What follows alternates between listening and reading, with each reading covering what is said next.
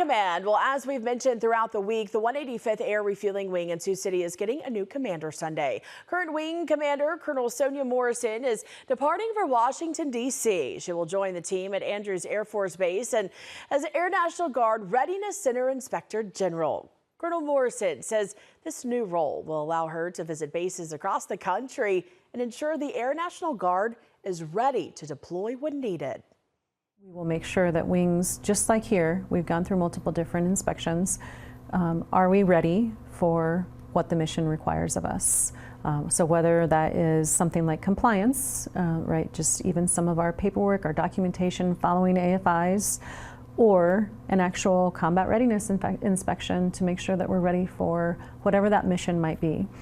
And you can see the full interview with Colonel Morrison right now on News 4 Now. And, you know, as we mentioned, the change of command ceremony will be held Sunday at 1 p.m. at the base. Iowa Air National Guard Colonel Adam Colson will take over command after working at the Pentagon for the last several years. KTIV will, of course, have complete coverage on the ceremony Sunday night on News 4 at 10. And, you know, one big project that Colonel Morrison has helped oversee throughout the years is the runway reconstruction project at the Sioux Gateway Airport. Now, the main runway at the airport is in need of a major repair and, of course, an expansion to accommodate the large KC-135 tankers and future aircraft at the 185th Air Refueling Wing.